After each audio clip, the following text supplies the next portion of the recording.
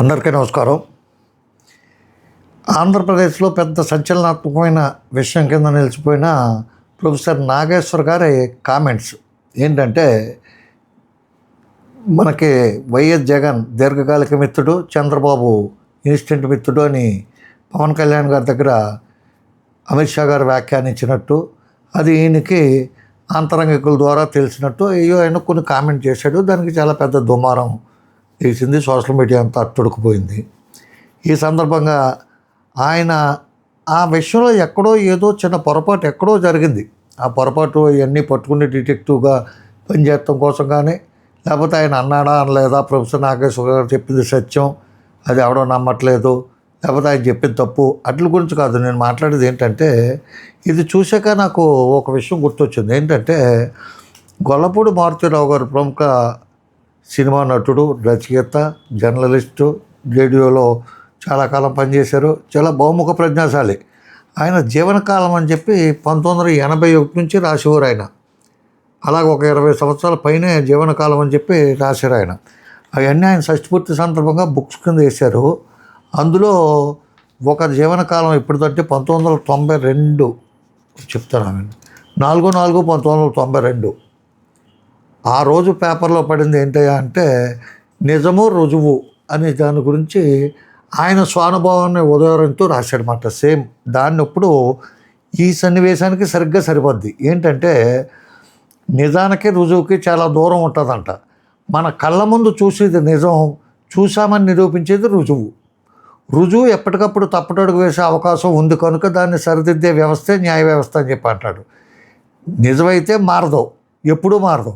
కాకపోతే నిజాన్ని గుర్తుపట్టడంలో, నిజమని భ్రమపట్టడంలో పొరపచ్చులు ఉండవచ్చు. నిజానికి రుజువుకి పొంతన కుదరినప్పుడు తమ ప్రయోజనం కోసం రుజువుని తప్పుదోవ పట్టించి నిజానికి మసిపూసినప్పుడు సామాన్య మానవుడు బాధపడతాడు, మనస్సు కలుక్కుమంటుంది, నీరసపడతాడు, ఇంకా ఆవేశపరుడైతే ఎదురు తిరుగుతాడు. ఇప్పుడు జరిగింది అదే. ఇందులో ఏది నిజమో ఆ రుజువు ఇప్పించగలరా నాగేశ్వరరావు గారు? రుజువు ఆయనకి తెలుసు. నిజంగా ఆయనకి చెప్పిన వ్యక్తి ఎవరో ఆయనకి తెలుసు. చెప్పాడు, ఆయనే చెప్తాడు కదా. నాకు వాళ్ళ కోర్ కమిటీలో ఒక మెంబర్ చెప్పాడు అని చెప్పి అతని ద్వారా చెప్పాడు. ఆ కోర్ కమిటీ మెంబర్ని బలి చేశాడంటే ఈయనకి అసలు ఇంకా ఇప్పుడు వరకు సంపాదించుకున్న మంచి విజ్ఞానవంతుడు, సంస్కారవంతుడు, బ్రహ్మాండమైన భాష మాట్లాడతాడు. ఎట్టి పరిస్థితుల్లోనే ఒక బూతు మాట కానీ ఒక పొరపాటు మాట కానీ మాట్లాడడం. అంటే ఆయన మాట్లాడిన అన్నీ కరెక్టు లేదా అన్నీ తప్పని చెప్పి నేనేమీ భుజాన్ని వేసుకురావట్లా. భాష గురించి చెప్తాను. ఆయన భాష కానీ, సంస్కారంతో లాంగ్వేజ్ కానీ, ఇంగ్లీష్లో మాట్లాడగలడు, హిందీలో మాట్లాడగలడు, తెలుగులో మాట్లాడగలడు, స్వచ్ఛమైన భాష మాట్లాడగలడు. చాలా విపరీతమైన పుస్తకాలు చదివాడు ఆయన. చాలా జర్నలిస్ట్గా చాలా పెద్ద ప్రముఖుల దగ్గర పనిచేశాడు ఆయన. ప్రముఖులను ఇంటర్వ్యూలు చేశాడు. చాలా వాటి గురించి చాలా విశ్లేషణ చేశాడు ఆయన.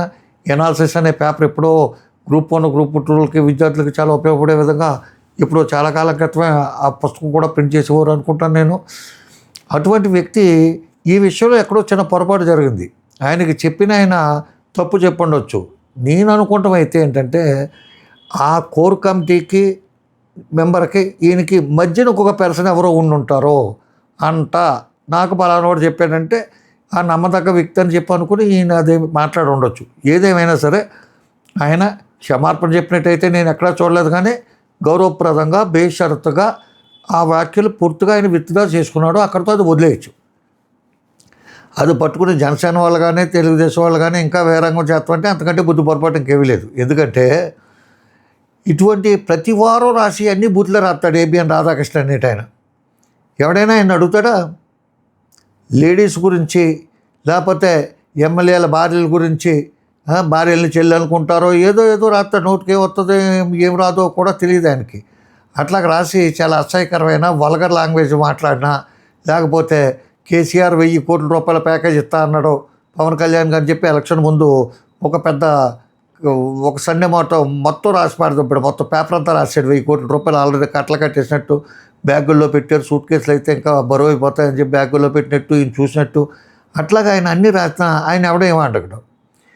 ఒక విజ్ఞానవంతుడు కాబట్టి నాటుగా రియాక్ట్ అవ్వడు కాబట్టి నువ్వు బూట్లు తెస్తావు నీ అమ్మ అంటే ఆయన నీ అమ్మ అని చెప్పి అనలేడు కదా అనే ఉద్దేశంతోనే ఏంటో చాలా వల్గర్గా అసహ్యకరంగా చంపేస్తాం, నరికేస్తాం, కేసులు పెట్టేస్తే ఏమైపోద్దండి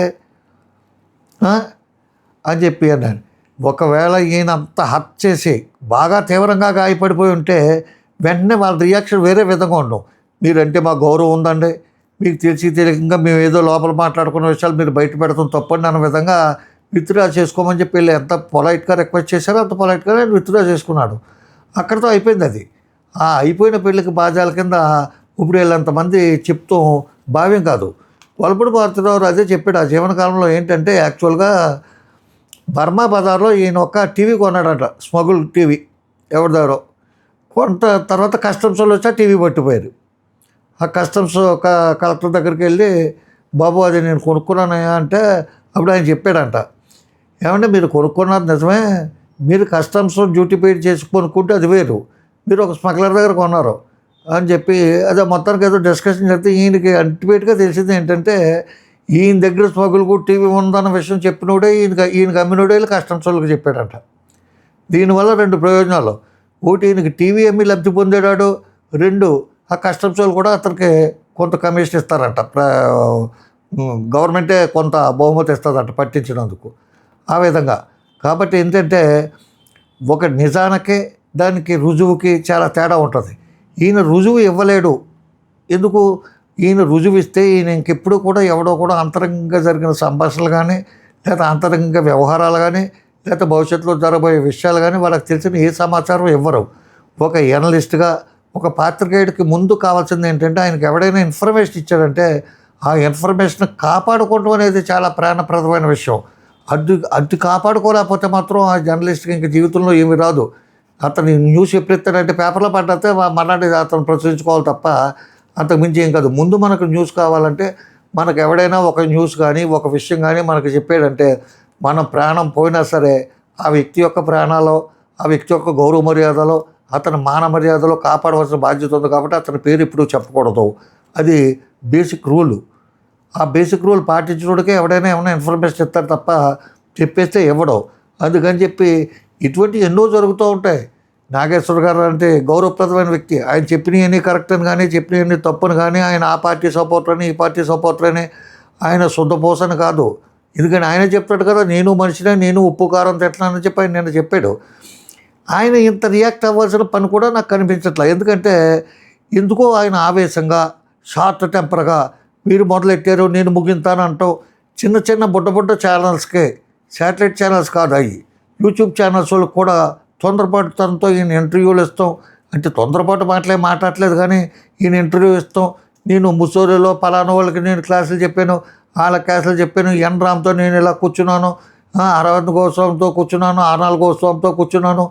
ఇన్ని విషయాలు ఆయన గురించి ఆయన అంత విడమర్చి చెప్పి ఆయన మొత్తం ఆయన జీవిత చరిత్ర అంతా బయట పెట్టుకోవాల్సినంత నెసెసిటీ ఈ చిన్న విషయంలో కనపట్ల. మరి ఎందుకంత టెంప్ట్ అవుతున్నాడు అంటే ఒక చిన్న పొరపాటు జరిగిపోయింది అనే పశ్చాత్తాపం ఆయన ఇంకా కుమిలిపోయేలా చేస్తుందేమో అని చెప్పి నేను అనుకుంటున్నాను. కాబట్టి ఈ విషయంలో ఆయన చెప్పలేని పరిస్థితుల్లో కొన్ని విషయాలు ఉన్నాయి. ఎప్పటికైనా ఆయన బరస్ట్ అయి చెప్తాడేమో, లేకపోతే అవతల వ్యక్తి ఏం పర్లేదు చెప్పేయండి అయితే జరిగింది వాస్తవం అని చెప్పి ఏమన్నా భరోసా ఇస్తే చెప్తాడేమో. కానీ ప్రస్తుతం ఆయన చెప్పలేని పరిస్థితిలో ఉన్నారో ఆయన రెచ్చగొడితే, ఎందుకంటే ప్రతి ఓడికి తప్పులేని మనిషి అంటూ ఉండడం. అటువంటి పార్టీలు అయితే 100 తప్పులు ఉంటాయి. పవన్ కళ్యాణ్ గారి దగ్గర అయితే 1,00,000 తప్పులు ఉంటాయి, ఇంకా ఎక్కువ ఉంటాయి. మొత్తం రాజకీయ నాయకులు అందరికంటే ఎక్కువ తప్పులు ఎక్కువ మాటలు మార్చిన వ్యక్తి ముగ్గురు ఉంటారు. ఒకటి పవన్ కళ్యాణ్, చంద్రబాబు నాయుడు, లోకేష్ ముగ్గురే ఉంటారు. వాళ్ళ తర్వాత ఎవరైనా కానీ ఉండొచ్చు. కానీ కాబట్టి వీళ్ళు అనవసరంగా ఆయన కెలుక్కుంటాం, ఎందుకంటే కొరువుతో తలకొక్కున్నట్టు అయిపోద్దాల పరిస్థితి. కాబట్టి ఎక్కడితో వ్యవహారం వదిలేస్తే మంచిదని చెప్పి నా అభిప్రాయం. నమస్కారం. రామోజీరావు. జై హింద్.